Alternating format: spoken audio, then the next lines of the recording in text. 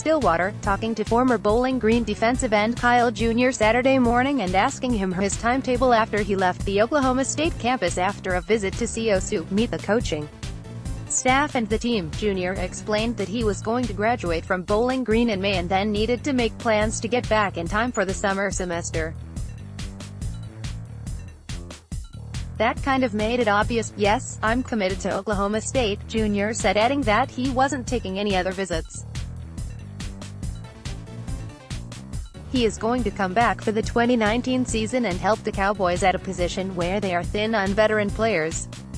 He will be eligible to play immediately as a graduate transfer. The environment and all the people that I met, Jr. said when asked why he decided on Oklahoma State. It was something that all the people I met, mainly coaches, had gone to Oklahoma State and then came back. There is something in the Stillwater water. Everybody loves it there. Former Oklahoma State defensive end, now returned as a recruiting analyst, Victor Iraconsi played a huge role in recruiting Jr., as did Oklahoma State defensive line coach and former player Greg Richmond and head coach Mike Gundy. There were coaches that did not play at Oklahoma State involved in defensive coordinator Jim Knowles and defensive line coach Joe Bob Clements. Jr. said he was impressed with all of them. Everybody has a great attitude and you can tell the coaches and players are excited about what is going on, the Ohio native said. Jr. added that it did not hurt that defensive line was a need area. He was a tackle at BGSU last season, but likely prepares to play defensive end for the Cowboys. We also talked about the weather and he said he looked forward to year-round warmer temperatures in Oklahoma. It became public back on March 8 that Jr. was on the NCAA transfer portal and leaving Bowling Green as he led the Falcons last season in tackles for loss with 6. He was also the leading tackler on the defensive line and 5th overall in tackles with 48 total stops. A redshirt junior last season, Jr. had 2 sacks and also had a fumble recovery against Central Michigan that helped clinch the Falcons' first conference win this past season.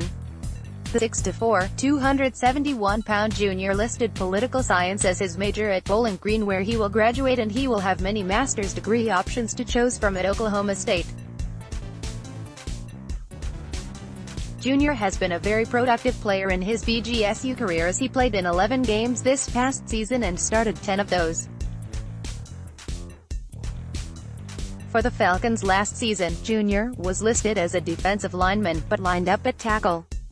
At Oklahoma State he is expected to be a defensive end. In the 2017 season he played in all 12 of the Falcons games and started 5 of the games. He finished with 36 tackles, was third on the team with 6.5 tackles for loss, had 3.5 sacks, and a fumble recovery in the fourth quarter against Northern Illinois that he returned 38 yards to set up a score. Kyle Jr., 93, recovers a fumble against Northern Illinois. In 2016, Jr. also played in all 12 games and finished with 11 total tackles and had a half a tackle for a loss. He was redshirting in the 2015 season. Jr. is the son of former Alabama linebacker E.J. Jr. The elder Jr. played from 1977 to 80 for Alabama and Paul Bryant, earning consensus All-American honors. He was the 5th overall pick in the first round of the 1981 NFL Draft by the St. Louis Cardinals. He played for the Cardinals in St. Louis and Phoenix until 1988 and then finished his 13-year career in the NFL with Miami, Tampa Bay, and Seattle. He later coached for the Seahawks and has coached in college, including as head coach at famed Central State University in Ohio, a powerhouse NAIA program. He was coaching there when Kyle Jr. played at Middletown, Ohio, high school. In his senior season he had 53 total tackles, 6 tackles for loss, 3 sacks, and he returned a fumble 78 yards for a touchdown, showing off his speed for a big man. Jr. was neither highly recruited or highly ranked as a high school prospect. He was listed as a 2-star by 247 Sports and Scout, and it appears that Bowling Green was one of the few schools that recruited him. However, you have to say his production outperformed his recruiting ranking. Oklahoma State needs the help with depth at defensive end as the Cowboys only returned Brock Martin and Mike Scott at the position. Both players played in all 13 games but neither had a start.